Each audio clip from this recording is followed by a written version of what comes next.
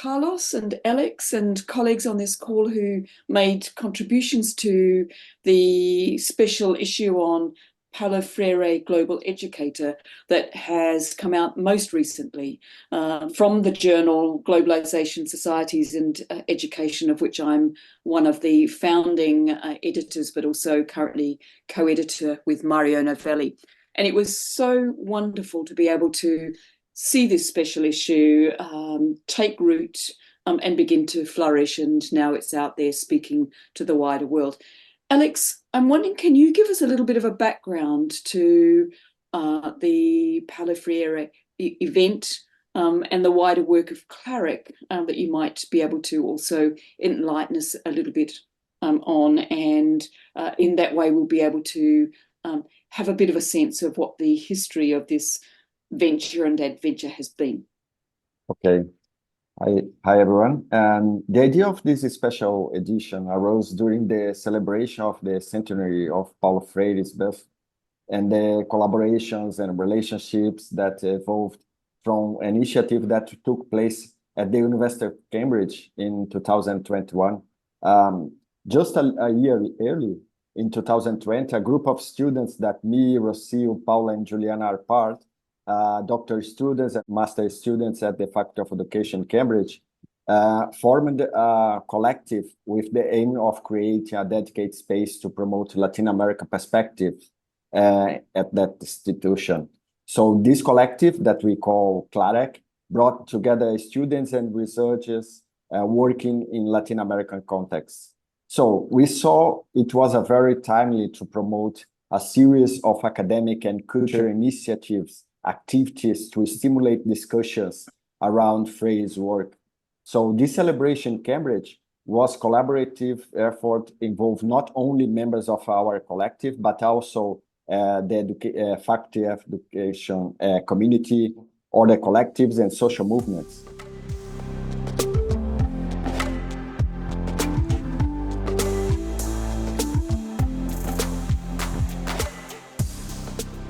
Three editors, as you said, Susan, of this special issue, you, Carlos, and I were involved in this initiative. So in the introduction of this special edition, we tell a bit more about this story. It's wonderful, Alex, and it was then such an honor to be able to host Carlos. I'm sure no one needs to introduce Carlos, but let me just say this, that Carlos, much of your life's work has been an ongoing series of engagements in very productive, very personal, but also very creative ways. Can you say something from your point of view, Carlos, about Freire's kind of legacy and what you think yourself, what his legacy is? Thank you, Susan. It's our pleasure to be here. It was a pleasure to collaborate in this project. One day I asked Paulo, and I said to him in one of my many interviews, he always said that I was the one that interviewed him the most over his lifetime. I asked him, how do you want to be remembered? And he was very specific. He said, as somebody who lived, loved, and wanted to know. And I found that a very consistent Freirean statement. Now, my take on Freire is that he was really a pioneer from Latin America, and a pioneer epistemologically, and a pioneer in methodological terms. Why do I mean by a pioneer? Until Freire and many other people that came up in Latin America with a critique of the dominance of the Anglo-Saxon science, we didn't have many people who symbolize alternative. And the alternative that he symbolized is not only with pedagogy of the oppressed, but also with the question of this epistemological concept that every social relationships involves a model of domination and oppression. He gave people a language to express feelings of trying to avoid a culture of silence, but also, in addition to that, a framework. At the level of image, he was a kind of a prophet of social transformation. He has a face of a prophet. He got absolutely overtaken by the moment of speaking with people, to people, in a short, small group or in a large group. So I think that element of prophecy he actually used in his writings, and I concluded my book, my main book on Freire, with that sentence was about who are the prophets. And I think it really inspirational. But then at another level, we'll say the intimacy of knowledge. He connected with people in ways that I didn't see before. And I've been in this business for more than 4 decades. And my last comment will be his actual, no, I wouldn't say humility, but respect.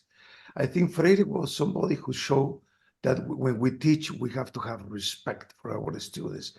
That's a wonderful legacy, and I think Carlos, thinking about lived, loved, and wanted to know, actually, if we can draw that forward into the contemporary moment, with all the turbulence in the world, that in fact some of those sentiments would go some distance to enabling us to hear each other.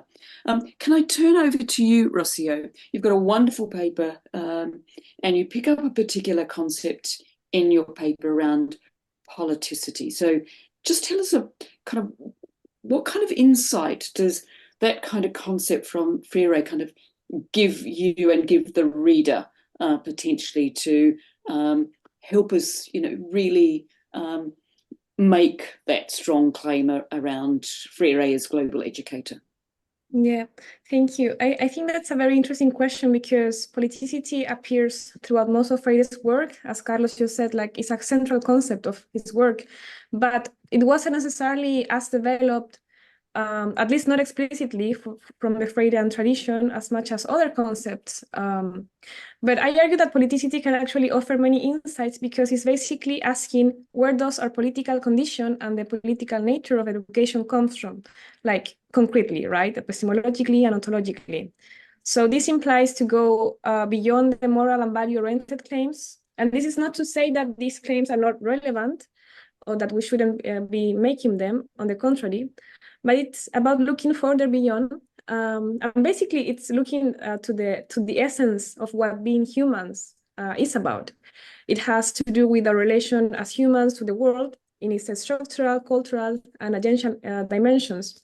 And this relation is basically mutually constitutive and in constant motion. So it involves ideas, it involves imaginaries, which is something I pay particular attention in the paper. And I can see, you pushing people back into also reading more systematically the work of Freire.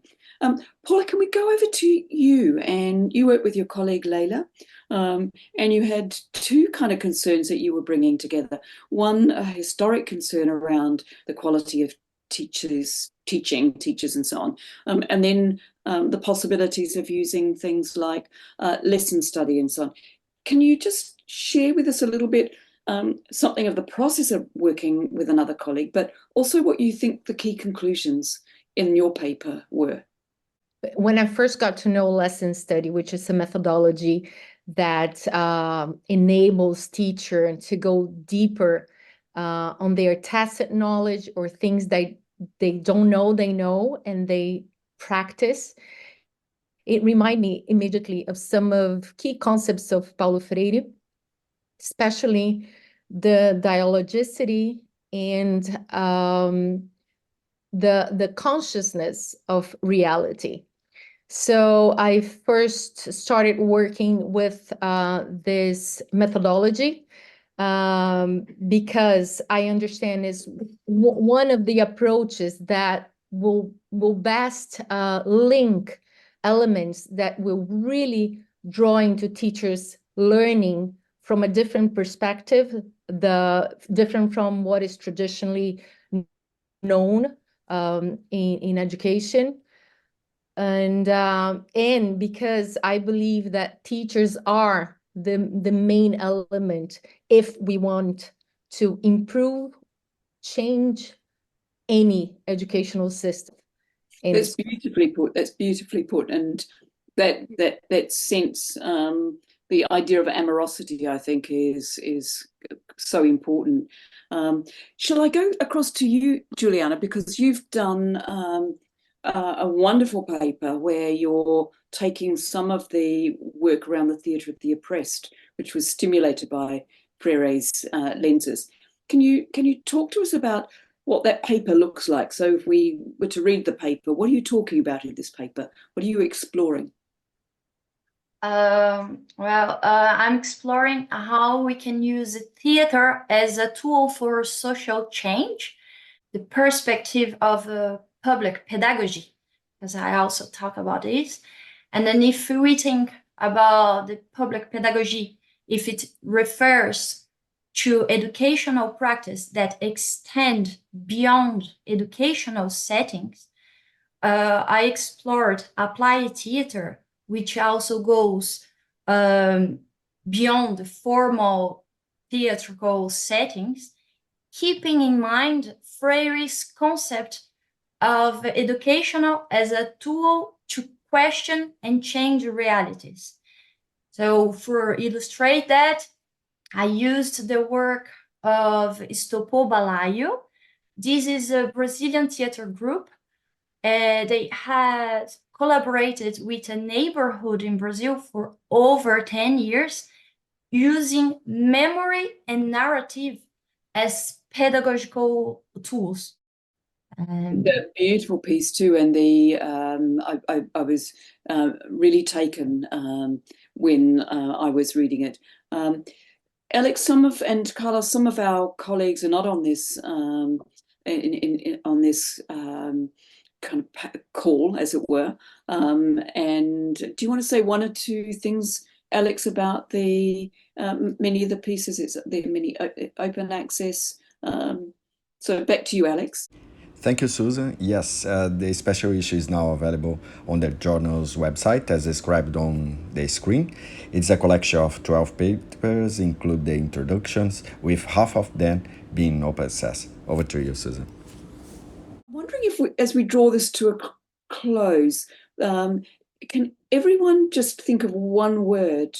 There's some words that we've heard already, but if you were to put it in one word, when you think of Freire as global educator, what might that word be? Carlos, shall I go over to you, then across to Alex? Carlos, what's your one word? Well, I will say sensei, because a sensei is a teacher to whom we have a depth that is impossible to repay. Yeah, fantastic. Rocío, what's your one word? I think I would say creativity, because we need to be creative in order to think about new possibilities, in order to read the world. Juliana, what's your one word? Democratization. Fantastic. And to you, Paula. Yeah, I'll think of conscientization, because what's behind is what we really need to find out. Alex, back over to you. One word, or even you could have the one word and the last word. I love the word inédito viável, which is untested feasibility. Is a way to guide us in possible transformations, alternatives for reality. And we had other words, didn't we? Amorosity, the idea of the profit, generosity, and so on. So, colleagues, we'll conclude this. So I'm just going to turn the recording